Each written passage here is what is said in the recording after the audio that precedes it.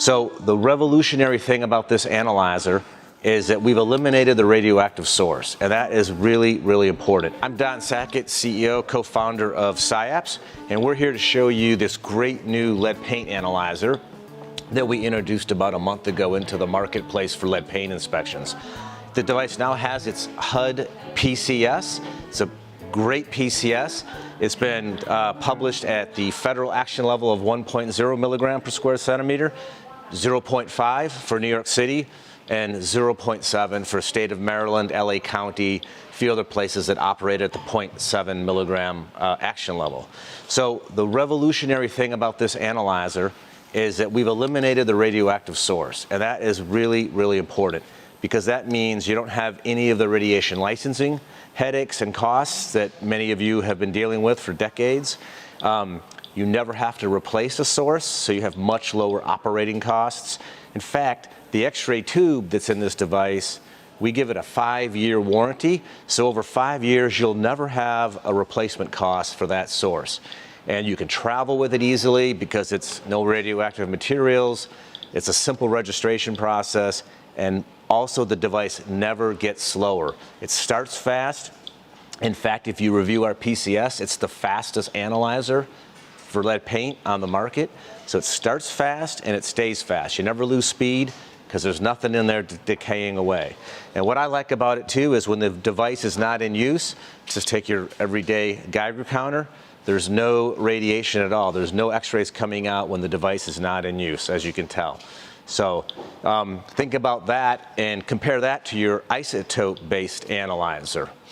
Like for example, up here in this quick clip, you'll see how that looks with an isotope system, where you always have radiation coming out of the device, whether you're using it or not. So first of all, the X-ray tube unit, when it's not on, when you're not actually testing, it's not creating any radiation. This is a standard Geiger counter. You can put it all around here. You know, you hear that clicking like that? That's just background radiation, a click every couple of seconds.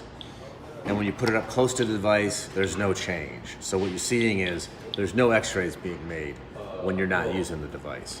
Now let's compare that to the device that uses a radioactive source. Remember, a radioactive source is a radioactive material that's decaying away, so it's always giving off radiation. It doesn't matter if the device is on or off, in use or not. It's always constantly decaying and giving off radiation.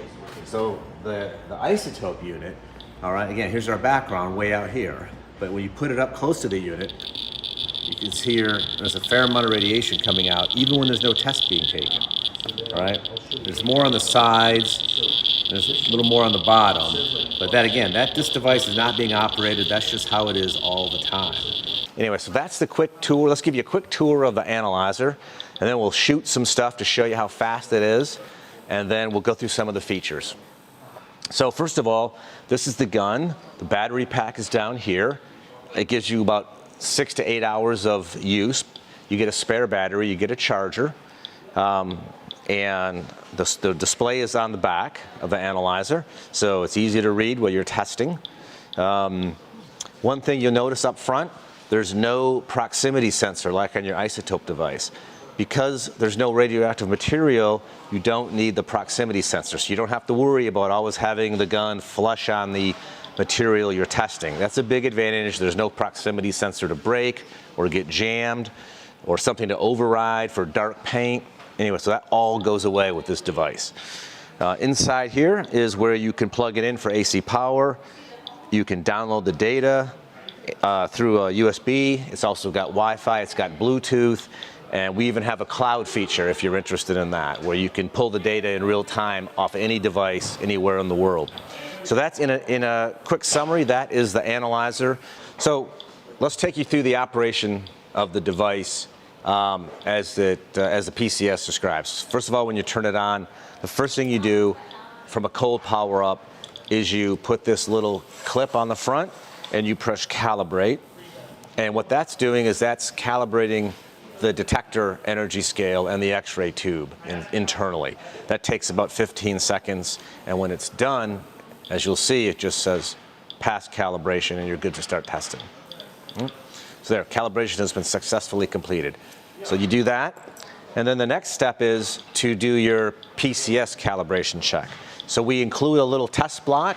It's got the NIST 1.0 standard, which is what you calibrate to, or check your calibration to, and it's got a blank if you need the blank, and it's on a block of wood. So when you do that, you just put it on that NIST sample, and you pull the trigger, and it does its test. And it's about a 10-second test. And then you see it comes in at 1.1. According to the PCS, as long as the device comes in between 0.8 and 1.2, it's a pass. So as you can see there, it's a cal pass. So now those two steps, you shoot this, you check that, and now you're good to start testing for lead. So let's look at a couple of different lead levels. First of all, the device is set up at a classification level of 1.0, which is the federal standard. So let's just take a 0.3, about a 0.3 level nit. You know what? Let's start on the high end to show you how fast this device is on a positive. So let's start with the highest lead sample we can get in a standard, the 3.5 or so. So you see in less than a second, it gives you a positive. Let's do that again. Less than a second, it gives you a positive on a high lead. Now that's 3.5. Let's try the 1.6. Shoot that. Less than a second, again, a positive on the 1.6 versus the 1.0 federal action level. Let's do that again, about 1 second test. And you'll remember with an X-ray tube technology that test will always be 1 second. It'll never get slower with the X-ray tube. That's the beauty of getting rid of that isotope. All right, so let's go to something that's around 0.7. This will take a little longer because you have to make sure it's statistically less than the 1.0 value with a 95% confidence. So we'll shoot this other standard that's about 0.7, 1, 2, 3. So this is about a 3-second test. You get your negative, as you can see right there. All right, let's do it again. 1001, 1002, 1003. You get your negative. So that's about a 3-second test if you have something that's below the action level but close to it. All right, and then same thing. Here's a 0.3. Let's shoot that a couple of times. All right, let's see, it comes up 0.3 right away. It takes, again, about 2 to 3 seconds to give you that negative. Do it again. 1001, 1002. So you get your negative about 3 seconds. All right, so that's how the operation works at the federal level. Now, like I mentioned before, this device has a PCS at 0.5 and also 0.7. It also, for any of those action levels and any of those PCSs on this device, there's no inconclusive range, there's no inconclusive tests at all. So that's another real advantage. You can test in New York City at the 0.5 level, and you will never have an inconclusive test to worry about. And there's never a substrate correction. So let's show you how, now let's say we're in New York City. We tap the menu, because it's an Android-based system. We tap classification level, and instead of having it at 0.1, let's drop that to 0.5. Check. So now we're at a classification level of 0.5. And let's go back and let's shoot some stuff. So now let's shoot a 0.7. This is positive, but just a little bit above the 0.5 classification or action level. All right, shoot that again, couple of seconds, and you got your positive and you're done. All right. If you're leaving higher, you're up around 1.6, you say you're back to those really fast tests, about 1 second. All right. See how fast that was. Pull the trigger. Done after less than a second. And then for a negative, let's shoot the 0.3, because this is pretty close to 0.5. This should be about a 3 or 4 second test to get a negative. All right. So there you go, about 3.5 seconds. Let's do that again. That's the 1, 1002. 1003, and then get a negative. So there you go. So there's your negative versus the 0.5 action level. So that's how the device works. As you see, it's really fast on positives. It takes a few extra seconds on negatives to really be sure about those negatives.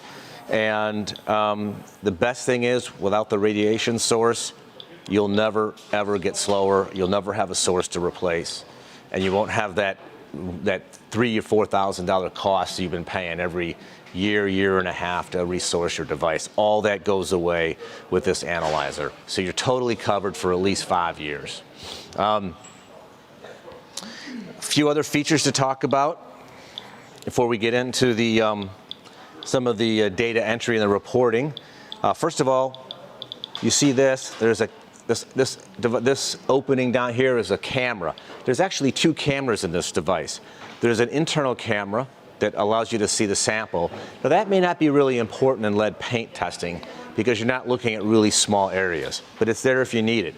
This is called a macro camera. It's like what's in your cell phone. You can take a picture with this camera just like your cell phone, and you can store that picture with your tests. So for example, if you want to document a paint condition or some deteriorating paint or something about the area you're testing, you can take a picture and you can save that with the reading. This will also read QR codes and barcodes. If for some reason you want to use barcodes to identify materials, you can generate barcodes. This will read them for you. So that's how the camera works. Again, a great feature on this device.